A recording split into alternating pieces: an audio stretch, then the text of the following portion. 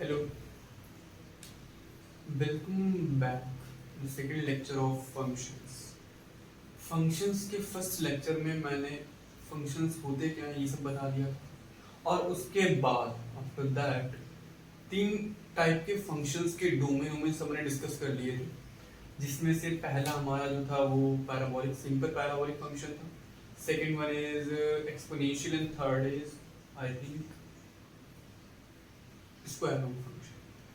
तीन function discuss हुए थे, थ्री फंक्शन डिस्कस कर चुके थे। अब आज बारी है फोर्थ फंक्शन के बारे में जानने की, जिसका नाम modulus.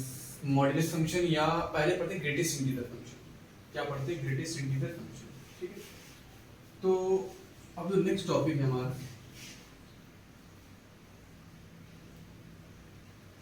Greatest integer function. First of all what is the greatest integer function? जो ग्रेटेस्ट इंटीजर फंक्शन होता है वो होता क्या है? इसको हम लोग लिखते हैं fx इक्वल्स टू, जो बड़े ब्रेसेस होते हैं उसमें x को हम लोग बंद कर देते हैं। जो बड़े ब्रेसेस होते हैं, लार्ज ब्रेसेस, ठीक बिग ब्रेसेस, हम लोग x को क्या कर देते हैं? क्लोज कर देते हैं। फर्स्ट ऑफ ऑल पता होना चाहिए कि ये जो ग्रेटेस्ट इंटीजर फंक्शन है वो करता क्या है। वो करता क्या है? देखो, सबसे पहली बात, यहाँ पर हम कोई भी वैल्यू उसके अंदर डालते हैं, कोई भी real value. Greatest integer function कोई भी रियल वैल्यू को तुरंत ही इंटीजर में कन्वर्ट कर देता है। यहाँ पर लिख सकते हैं हम लोग greatest integer function, greatest integer function convert any, कोई भी, any real value into integers. ध्यान रखना, कोई भी रियल वैल्यू अगर मैं यहाँ पर पुट करूंगा तो उसको एक इसमें कन्वर्ट कर देगा, इंटीजर्स में कन्वर्ट कर देगा। कैसे करता चलो देखते हैं। मैंने यहाँ पे 2 पुट किया तो आंसर हमारा क्या आ जाएगा? 2। क्या पुट किया? 2 आता है। मैंने यहाँ पे -5 पुट किया, आंसर हमारा क्या आ जाएगा? -5। मैंने यहाँ पे -1 पुट किया, आंसर हमारा क्या आ जाएगा? -5। 0 पुट करो तो आंसर क्या आ जाएगा? 0। तो देखो, जहाँ पर साफ साफ दिख रहा है कि जितने भी नंबर मैं यहाँ पर पुट कर रहा हूँ, ठीक है, ये सारे रियल। अभी तो मैंने इंटीजर्स ही पुट किए, अब मैं रियल नंबर पुट करता हूँ। मैंने कोई भी मतलब डेसिमल फॉर्म ले लिया, जिसमें यहाँ पर 2.3 ले लिया। ध्यान रखना, अगर यहाँ पर एक पॉजिटिव नंबर है तो हमेशा ये आगे की साइड अप्रोच होगा, हमेशा ये आगे की साइड अप्रोच होगा। इट मींस ये हमारा 2 हो जाएगा। क्या हो जाएगा? 2 हो जाएगा। ऐसे मैंने 5.9 ले लिया तो ये क्या हो जाएगा? पॉजिटिव नंबर क्या हो जाएगा? 5 हो जाएगा। अगर इसी के प्लेस में कोई नेगेटिव नंबर ले लिया, कोई भी नेगेटिव नंबर, जिसमें ले लिया -3.7, अब ये जो वैल्यू है वो कहाँ इंक्रीज होगी? पीछे की साइड, यानी 3 -3 है तो ये हमारा क्या हो जाएगा? -4। तो यही बात जो है वो क्या रखने वाली है? ध्यान रखने वाली है, बस और कुछ भी नहीं। जैसे पाई की वैल्यू सबको पता है, पाई की वैल्यू क्या होती है? 3.14। इट मींस ये हमारा 3.14 होगी, वैल्यू हमारी इसकी क्या हो जाएगी? 3। क्या हो जाएगी? 3। ठीक। तो इन बातों को खास ख्याल रखना है तुम सभी लोगों को। अब जैसे मैंने यहाँ पर 0.8 रख दिया, पता है मैंने -0.8, तो -1 हो जाएगा, -1। तो ध्यान रखना, ये एक बेसिक फॉर्मेशन हो गई किसी ग्रेटेस्ट इंटीजर फंक्शन की, कि हमारा जो ग्रेटेस्ट इंटीजर फंक्शन है वो एक्चुअल में होता क्या है, वो एक्चुअल में बिहेव क्या करता है। ग्रेटेस्ट इंटीजर फंक्शन कन्वर्ट कर देता है, कोई भी रियल वैल्यू उसके अंदर डाल दो वो तुरंत कन्वर्ट कर देगा उसको इंटीजर्स फॉर्म में, उसको कन्वर्ट कर देगा इंटीजर्स फॉर्म। तो बात क्लियर हो गई होगी अच्छी तरीके से। चलिए, अब यहाँ पर हम लोग इसका डोमेन देख लेते हैं। अगर मैं इसके डोमेन की बात करूँ तो इसमें मैं कोई भी रियल वैल्यू डाल सकता हूँ। क्या डालता हूँ? कोई भी रियल वैल्यू है मैं उसमें मैं पुट कर सकता हूँ। इट मींस मैं इसमें कुछ भी पुट कर सकता हूँ। रियल वैल्यू तुम्हें पता है हम लोग कुछ भी माइनस इन्फिनिटी टू इन्फिनिटी कुछ भी पुट करेंगे, और जब हम उसको कुछ भी पुट करेंगे वो हमको क्या देगा, एक इंटीजर देगा। क्या देगा, इंटीजर। दोस्तों पता है इंटीजर को हम लोग किससे रिप्रेजेंट करते हैं, z से रिप्रेजेंट करते हैं। किससे रिप्रेजेंट करते हैं, z से। तो ये हम लोग क्या देगा, आउटपुट यानी डोमेन यानी रेंज। जो हम लोगों को आउटपुट मिलेगा वो क्या मिलेगा, हम लोग एक इंटीजर फॉर्म। क्या फॉर्म होगा, इंटीजर। तो उम्मीद है डोमेन और रेंज क्या हो गया होगा, क्लियर हो गया। क्या बताया कि हम लोग यहाँ पर कोई भी नंबर पुट कर सकते हैं, infinity minus infinity to infinity, सारे रियल नंबर पुट कर सकते हैं, बट जो हमको आंसर मिलेगा, जो हमको आउटपुट मिलेगा वो क्या मिलेगा, एक इंटीजर फॉर्म मिलेगा। क्या मिलेगा, एक इंटीजर फॉर्म। तो ग्रेटेस्ट इंटीजर फंक्शन का डोमेन और रेंज क्या हो गया होगा। अब इसकी ग्राफ की अगर मैं बात करूं तो ग्राफ ग्राफ ग्राफ ग्राफ इधर बता, चलो मैं इसको इरेज कर देता हूं, यहाँ पर इसी को इरेज कर देता हूं। कहाँ चला गया, तो मैंने इसको इरेज कर दिया, यहाँ पर इसकी ग्राफ की बात। चलो इसका जो ग्राफ होता है, ठीक है, कुछ इस टाइप से होता है। देखो 0 से स्टार्ट होता है, अगर मैं बात करूं यहाँ 1 की, तो इनके बीच जितनी वैल्यूज आएंगी, 0 से 1 के बिटवीन जितनी भी रियल वैल्यूज आएंगी, ठीक है, उनका आंसर हमारा क्या होगा, 1 ही। आंसर हमारा क्या होगा, 1 ही। क्या होगा आंसर हमारा, 1 ही। चलो आगे बढ़ते हैं। अब यहां से मैं देखता हूं, यहाँ पर जो हमारी वैल्यू है, गेस व्हाट, 2 पर है, ठीक है। इसके और इसके बिटवीन जो भी वैल्यूज आएंगी हमारी, 3 के बिटवीन जो भी वैल्यूज आएंगी, उनका आंसर भी नहीं बिटवीन होगा। ऐसे ही हमारी जो वैल्यूज हैं वो क्या होते रहेंगे, आगे बढ़ती रहेंगी। ऐसे जो वैल्यूज हमारी क्या होती रहेंगी, आगे बढ़ती रहेंगी, और ऐसे हम लोग वैल्यू लेते रहेंगे, आगे इंक्रीज करते रहेंगे। तो इस टाइप में एक स्ट्रक्चर बन जाएगा, ठीक है। और एक सिर्फ पॉजिटिव नंबर के लिए नहीं है, सिर्फ पॉजिटिव नंबर के लिए नहीं, कितने नंबर के लिए, नेगेटिव नंबर के लिए भी है, नेगेटिव नंबर्स के लिए भी है। ये नंबर किसके लिए, नेगेटिव नंबर्स के लिए भी है।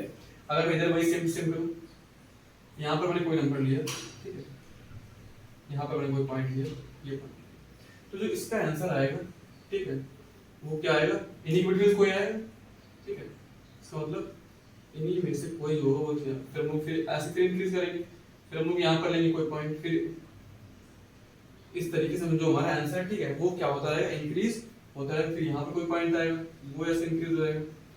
तो ऐसे ही हमारा जो पॉइंट है वो हमारा क्या होता रहेगा, बढ़ता रहेगा, ठीक है। तो ये जो ग्राफ बन गया, वो किसका ग्राफ होगा, ग्रेटेस्ट इंटीजर फंक्शन का। तो ध्यान रखना इस ग्राफ का, खास ख्याल रखना।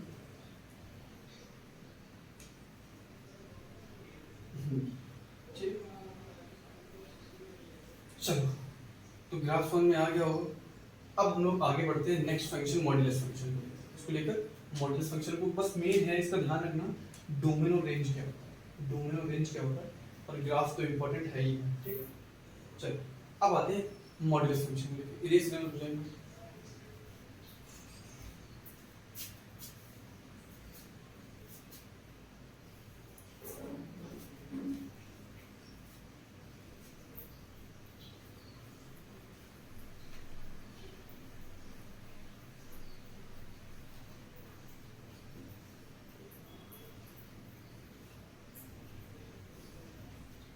अब जो नेक्स्ट है वो है मॉड्यूलस फंक्शन। क्या है modulus function?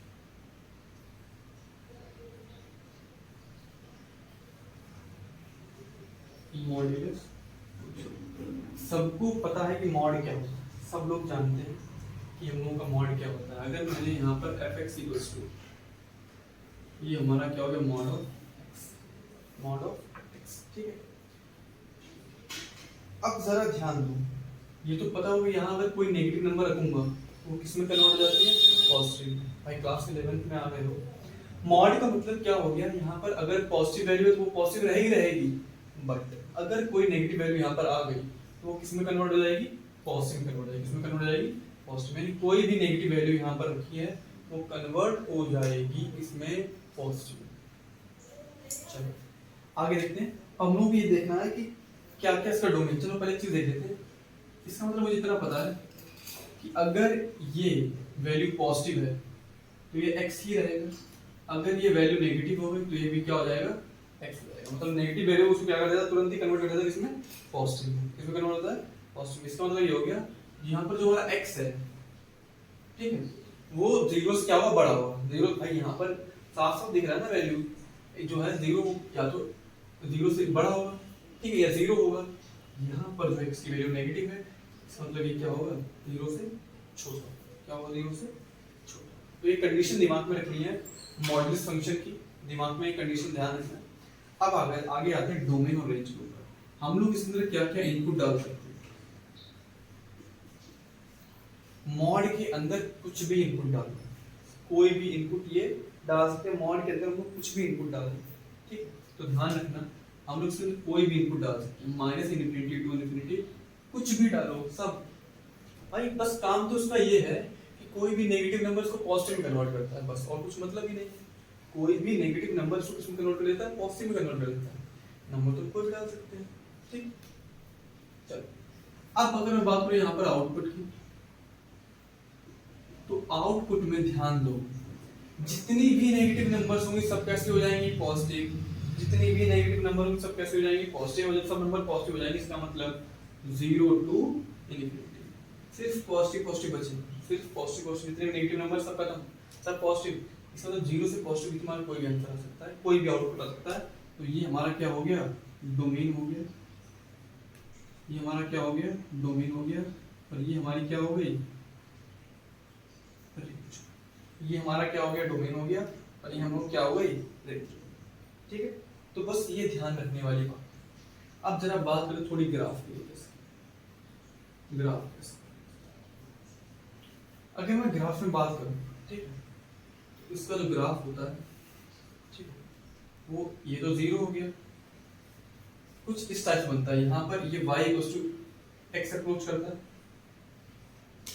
y x approach करता है। और ये भी y इस टाइप में कुछ सा ग्राफ होता है, ठीक है। हमारा x एक्सिस हो गया, ये हमारा y एक्सिस। अगर चाहो तो वैल्यू पुट कर लो भाई, देख लो, अगर ऐसे कर लो चाहो तो, ये हमारा x हो गया, हमारा क्या हो गया, y। मैंने यहाँ पर x के प्लेस पे -1 पुट किया, -2 से स्टार्ट करता हूँ, -2y2 हो गया, -1 पुट किया 1 हो गया, 0 पुट किया 0 हो गया, 1 1 है, 2 2 है। अगर मैं यहाँ पर वैल्यू पुट करूँगा, चलो मैं बना के दिखा देता हूँ एक बार, ऐसे करके दिखा देता हूँ। अब भी आंसर वही आना है, कोई फर्क नहीं है, ग्राफ वही ट्रेस होगा। देखो पहला क्या है, -2, 2। तो देखो जरा यहाँ पर -2, 2, 1 2 1 2 1 2 1।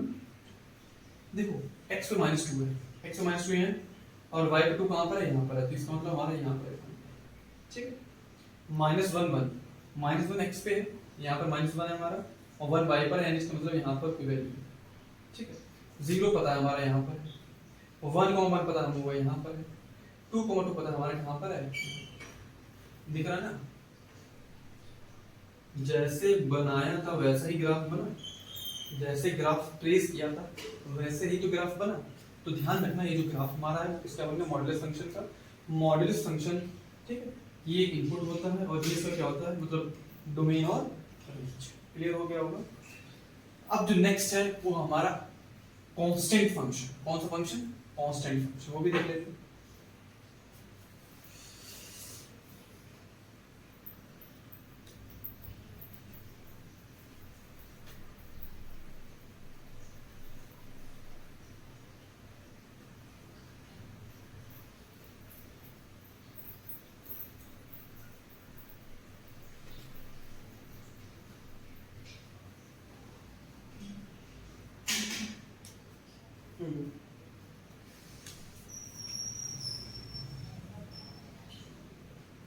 कांस्टेंट फंक्शन, अब ये तो सबको पता होगा भाई कांस्टेंट फंक्शन हमारा क्या होता है। अगर मैं कांस्टेंट फंक्शन की बात करूं, ठीक है, कांस्टेंट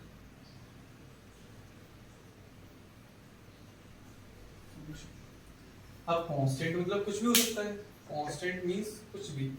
भाई अगर मैं कांस्टेंट फंक्शन की बात करूं तो कांस्टेंट में जितने भी नंबर्स हमारे आते हैं, जितने भी नंबर सारे कांस्टेंट होते हैं। इट मींस जैसे मैंने गेस कर लिया, मैंने fx 2 ले लिया, fx 2 ले लिया, ठीक। तो ध्यान दें, अगर मैं इसका डोमेन निकाल दूंगा तो डोमेन में मैं यहाँ पर कांस्टेंट फंक्शन, अगर मैं चलो यहाँ ब्रैकेट में लिख दिया कांस्टेंट, मैंने कोई भी कांस्टेंट लिख दिया, कोई भी कांस्टेंट, चलो k ले लिया मैंने कांस्टेंट, भाई k ले लिया, तारीख चाली पहले 2 फिर k कर लेंगे। तो डोमेन में मैं कोई भी नंबर यहाँ पर पुट कर सकता हूँ, कोई भी, भाई सारे कांस्टेंट होते हैं तो हम लोग डोमेन में कोई भी number minus infinity to infinity, लेकिन रेंज हम लोगों को वो नंबर ही मिलेगा भाई, इनमें से जो नंबर यहाँ पर रख देंगे वही तो रेंज होगा, कॉमन सेंस। भाई गेस कर लो, मैंने माइनस इन्फिनिटी और इन्फिनिटी बीच में मैंने 4 नंबर ले लिया, मैंने यहाँ 4 रख दिया, उसकी रेंज क्या होगी, 4 ही तो होगी ना, वो बढ़ सकता है, आउटपुट 4 ही तो मिलेगा, कुछ भी पुट करो 4 ही मिलने वाला है, 4 ही है। तो हमारा जो आउटपुट है वो नंबर खुद होगी, इट मींस जो हमारा आउटपुट है वो क्या रहेगा, 2 रहेगा, यानी जो रेंज है वो हम लोग क्या रहने वाली है, 2 रहने वाली है। अगर k है तो फिर k रहने वाली है, जो कांस्टेंट लिया वो कांस्टेंट रहने वाली है। अगर मैं इसके ग्राफ की बात, भाई इजीएस्ट है, सबसे आसान, तो सब इजी से बचेंगे। अगर मैं ग्राफ की बात करूं, ठीक है, तो ग्राफ में क्या करना है हम लोगों को, क्या है डोमेन हमारा, यहाँ पर जो रेंज है वो कितनी आ रही है, 2 आ रही है, इट मींस ये 1 हो गया, ये 2 हो गया, ये रहा 2 ही जो है वो उसकी क्या होगी, रेंज, 2 ही इसकी क्या होगी, रेंज। भाई एक्स में कोई भी नंबर पुट करूंगा हमें रेंज क्या मिलने वाली है, 2 ही मिलने वाली। अब ऐसे अगर 3 हो तो 3 आ जाएगी, 1 है तो 1 आ जाएगी, कोई दिक्कत नहीं, खत्म, कांस्टेंट फंक्शन खत्म। अब आते हैं हम लोग नेक्स्ट फंक्शन, आइडेंटिटी फंक्शन। कौन सा फंक्शन, आइडेंटिटी फंक्शन। ये बेसिक फंक्शन है, इनको बस थोड़े से ध्यान से देखो, खत्म। Identity function, identity function,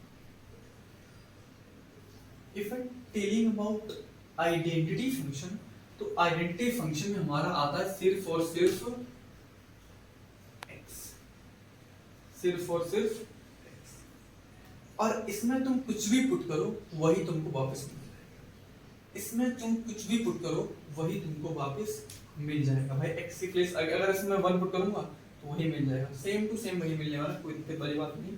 it means अगर मैं डोमेन की बात करूं तो डोमेन मेरा माइनस इन्फिनिटी टू इन्फिनिटी में कुछ भी पुट कर सकता हूं x के बेस पर, और अगर x की प्लेस मैंने चलो गेस के लिए 1 पुट किया तो वो 1 मिलेगा, fx1, 2 पुट किया तो fx भी 2, 3 पुट किया, माइनस इन्फिनिटी पुट किया माइनस इन्फिनिटी, इन्फिनिटी पुट किया तो इन्फिनिटी खत्म। इसका मतलब क्या हो गया, जो हमारी रेंज आने वाली है, जो हमारी रेंज है वो हमारी क्या है, वो भी हमारी क्या है, minus infinity to infinity, minus infinity to domain और रेंज। ग्राफ की बात कर लेते हैं, चलो इतना बस सहन है, थोड़ा और सहन। अगर मैं ग्राफ की बात करूं तो देखो दिख रहा है यहाँ पर हर पॉइंट पर नंबर सेम टू सेम होगी, अगर यहाँ 1 है तो यहाँ पर 1, यहाँ 2 है तो यहाँ 2, यहाँ ये, यहाँ ये, यहाँ ये, यहाँ ये, यहाँ ये, यहाँ, मतलब हर नंबर जब नंबर क्या आ रही है, सेम टू सेम आए तो लाइन बन जाएगी एक स्ट्रेट लाइन, क्या बन जाएगी, एक स्ट्रेट लाइन।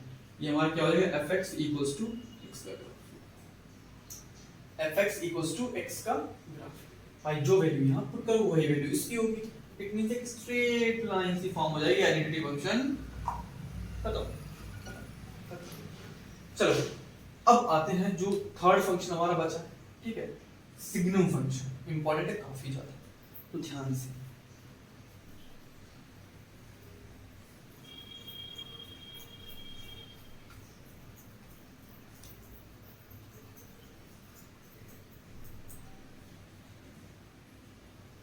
सिग्नम फंक्शन, चलो सिग्नम, आ गए हम लोग सिग्नम फंक्शन। सिग्नम फंक्शन क्या करता है? सबसे पहली बात, ये वर्ड ही पहली बार सुनना है, वो भी क्लास 11 में। सिग्नम क्या होता है? सिग्नम जैसे ग्रेटेस्ट इंटीजर फंक्शन था, उसकी एक स्पेशल क्वालिटी थी, वैसे इस सिग्नम की भी एक स्पेशल क्वालिटी है। इसको हम SGN से डिनोट करते हैं। इसे डिनोट करते हैं SG, डिनोटेड बाय SGN। किसे डिनोट करते हैं? SGN। क्या करता है ये? सबसे पहली बात, इसमें तुम कुछ भी पुट करो। सिग्नम फंक्शन कैसा फंक्शन है, इसमें तुम इनपुट कोई भी दो, ये तुमको आउटपुट सिर्फ 3 देगा, सिर्फ 3 आउटपुट, या तो -1 या 0 या 1। मीन्स ये एक ऐसा फंक्शन है, ठीक है, इसमें तुम कुछ भी पुट करोगे, ठीक है, तुम्हारा आंसर आने वाला है क्या? 1 -1 0। कहने का मतलब ये हुआ, अगर मैंने सिग्नम -1 लगे तो आंसर क्या आएगा? -1। मैंने सिग्नम -20 लगे तो आंसर -1। अगर सिग्नम +20 तो आंसर 1। मतलब कोई पॉजिटिव वैल्यू तो +1 लिख दो, अगर कोई भी नेगेटिव वैल्यू तो आंसर -1। अगर मैंने सिग्नम 0 तो आंसर क्या हो जाएगा? 0। खत्म। उम्मीद है सिग्नल समझ में आ गया होगा। इसका मतलब जितनी भी हमारी नेगेटिव और पॉजिटिव और वैल्यू होती है, ठीक है, उनके सिर्फ ये कितने आउटपुट देता है? 1 -1 एंड 0। ठीक है, तो अगर चाहो तो थ्योरी में लिख लो, लिख देता हूं मैं यहाँ पर।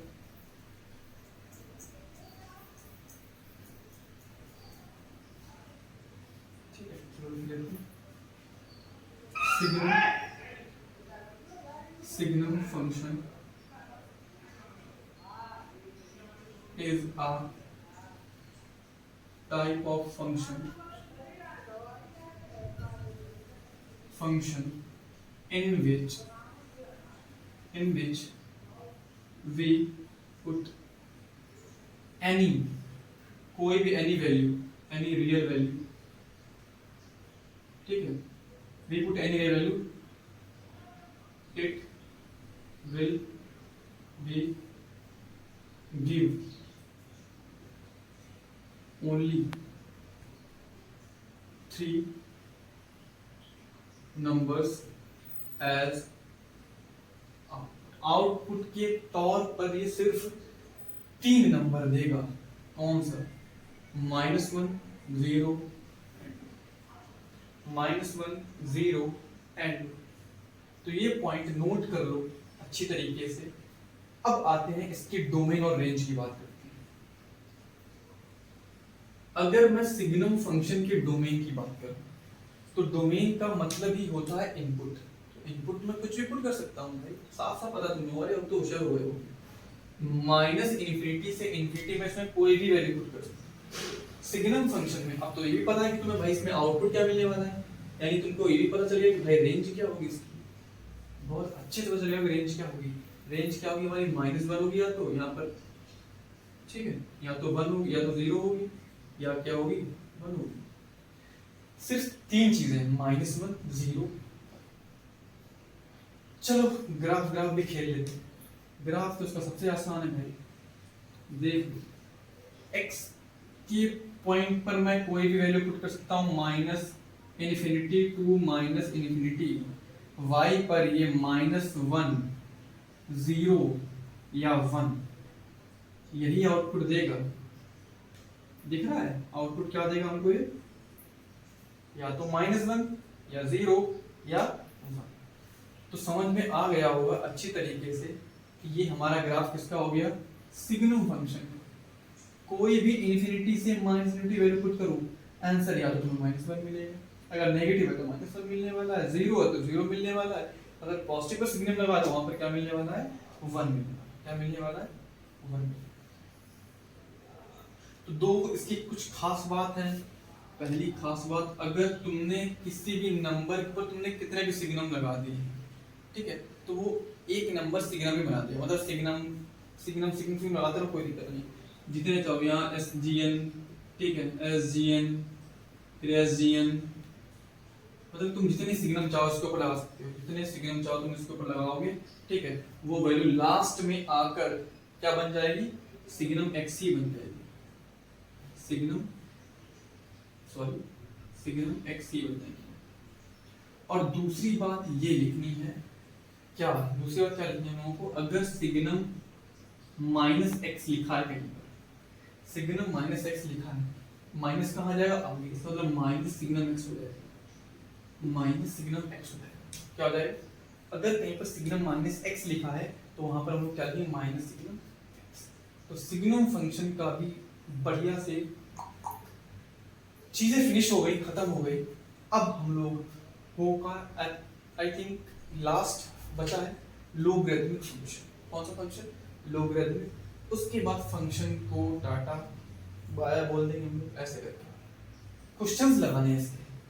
अभी तो खाली कॉन्सेप्ट समझी है, जाना है फंक्शंस को बोलते क्या है, अब लगाएंगे क्वेश्चंस इसके, मजा आने वाला, क्या आने वाला है, मजा।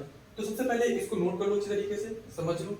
आते हैं नेक्स्ट फंक्शन का, मैं आई थिंक कॉम्प्लेक्स नंबर। अब पढ़ाऊंगा इसके बाद में कॉम्प्लेक्स नंबर। आवाज थोड़ी सी फैन की आई, बंद करनी है, फैन बंद करने जब वीडियो बनाता हूँ तो बैंड बज जाती है, पूरी शर्ट नीचे जाती है, इसलिए भाई फैन ऑन है, थोड़ा सा सेक्रीफाइस। अब हम लोग आते हैं लॉगरिथमिक फंक्शंस पे, लॉगरिथमिक फंक्शंस पे चलो स्टार्ट करते हैं। क्या होते हैं लॉगरिथमिक फंक्शन,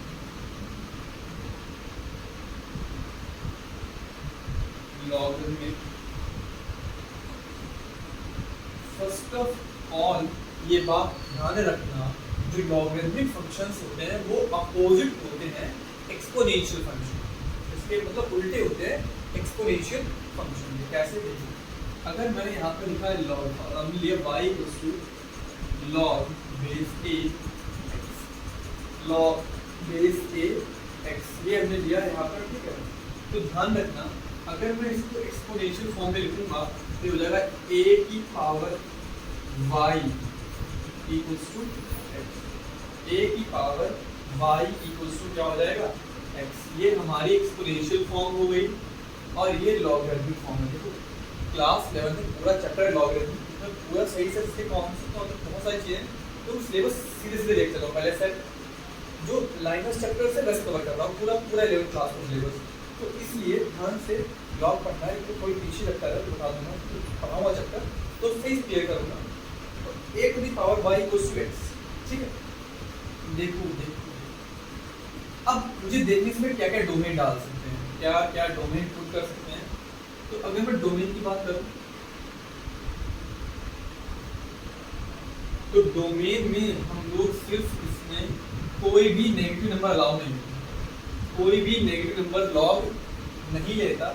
इसलिए देखो जस्ट याद रखो, एक्सपोनेंशियल का डोमेन और रेंज उल्टे कर दो। एक्सपोनेंशियल के डोमेन और रेंज क्या कर दो, अगर तुम्हें एक्सपोनेंशियल की डोमेन और रेंज लर्न है तो उसकी उल्टा कर दो। देखो इसका डोमेन जो हो हमारा क्या 0 से इंफिनिटी, और जो रेंज होगी, range is infinity to sorry minus infinity to infinity, minus infinity to infinity. तो ये हमारा डोमेन हो गया, एंड ये हमारी क्या होगी, इसकी रेंज हो गई। अगर बात करूं ग्राफ की, तो ग्राफ ऐसा कुछ इस टाइप में बनता है,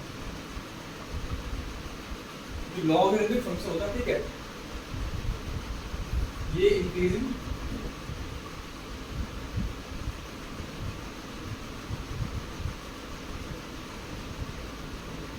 ये खाली एज अ फंक्शन मैंने क्लियर किया है। लॉगरिथमिक जब लॉग पढ़ेंगे पूरा चैप्टर एलएन के लिए पूरा जो चैप्टर है लॉगरिथमिक चैप्टर में पढ़ेंगे, तो उसका जो ग्राफिकल इंटेंशन है बहुत सही से डिस्कस होगा, बहुत ही अच्छी तरीके से। बट अभी फिलहाल में इसको याद कर लो, ठीक है, दिमाग में रख लो कि डोमेन क्या होता है, रेंज क्या होता है, और इसका ग्राफिकल फॉर्म क्या होता है। ग्राफिकल फॉर्म अगर एक्सपोनेंशियल से समझ में आ गया, बाई एक्सपोनेंट हो गया, पॉलिनोमियल्स हो गया, कांस्टेंट हो गया, ये चीज पहले से पढ़ चुके हो, इसलिए इनकी ग्राफ बिल्कुल इजीली दिमाग में घुस जाएंगे।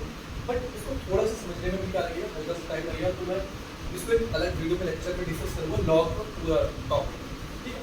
बट अभी इससे याद कर लो इस तरीके से कि लॉगरिथमिक फंक्शंस क्या होते हैं, जो एक्सपोनेंशियल का जस्ट उल्टा कर देंगे, हमारा क्या बन जाएगा, लॉगरिथमिक फंक्शन बन जाएगा। डोमेन जो होगी वो जो उसकी रेंज है वो उसकी डोमेन है, जो डोमेन है वो क्या हो जाएगी रेंज, मतलब उल्टा कर दें, दूसरे का उल्टा कर दें। क्लियर? तो अब हमारे सारे फंक्शंस क्या हो गए, ये सारे फंक्शंस के टाइप बचा है, एक जो फंक्शन बचा है शायद वो ट्रिग्नोमेट्रिक फंक्शन बचा है। ठीक है, ट्रिग्नोमेट्रिक फंक्शन एक पूरा चैप्टर है क्लास 11 में, तो उसको तो मैं डिटेल में डिस्कस करना है, उसकी कोई टेंशन वाली बात नहीं है। ठीक है, तो अब एज ऑफ नाउ हम लोगों ने पूरा चैप्टर खत्म कर दिया। अब आते हैं क्वेश्चंस के ऊपर। जो क्वेश्चंस मोस्ट इंपॉर्टेंट क्वेश्चंस हैं उनको लगाएंगे। एक साइड में हम लोग सबका डोमेन एक बार दोबारा देखेंगे कि डोमेन नंबर्स के निकालें, हर चीज़ दिमाग में डाल लेंगे।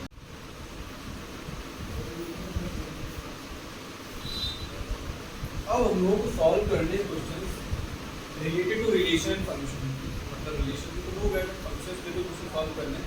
अगर मैं पहला क्वेश्चन रखते हैं तो सबसे बेसिक से स्टार्ट करते हैं, बेसिक से धीरे धीरे लेवल बढ़ाएंगे क्वेश्चंस का, जिससे एक अच्छा माइंड पे इफेक्ट पड़ेगा, आराम से सारे क्वेश्चन समझ में आएंगे। फर्स्ट क्वेश्चन को सबसे बेसिक लेते हैं, मैंने यहाँ एफ एक्स ले लिया 1/x minus, find the domain and range, find the domain and range. Domain निकालना है और रेंज निकालना है।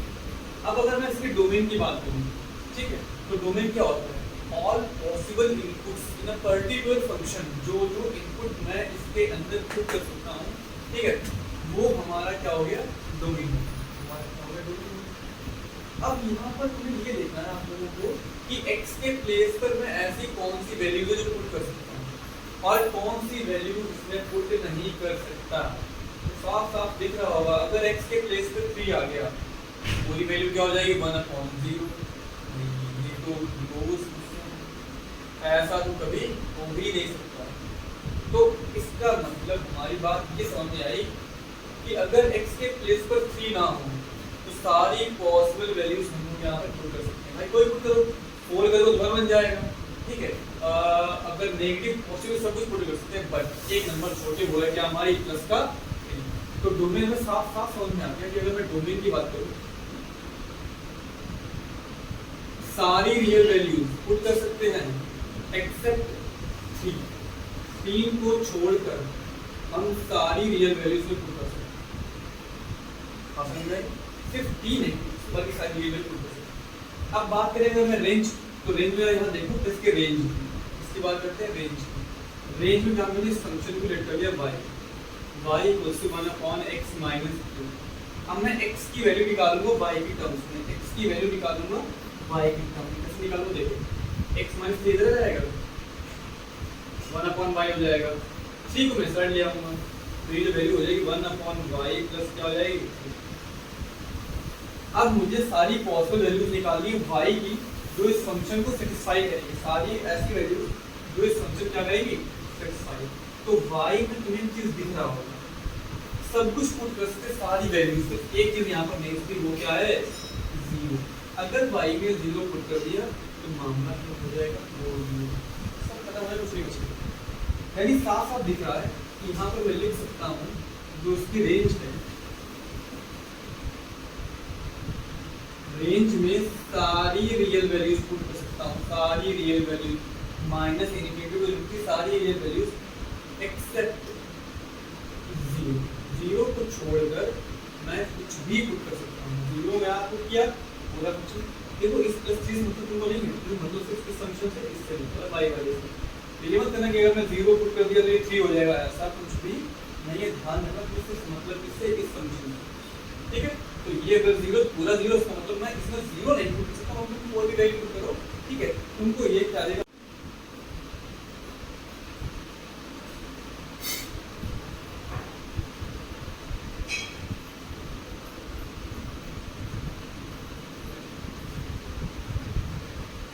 अब एक क्वेश्चन और है, दूसरा क्वेश्चन देखते हैं। सेकंड क्वेश्चन हम लोग का दिया गया है, डोमेन और रेंज फाइंड करनी है, डोमेन एंड रेंज फाइंड करनी है, ठीक है। fx इक्वल्स टू दिया गया 1/1 माइनस x स्क्वायर। देखो समोस fx लिख लो या y लिख लो, यहाँ पर मैंने y भी लिख दिया, y equals to 1/1 minus x।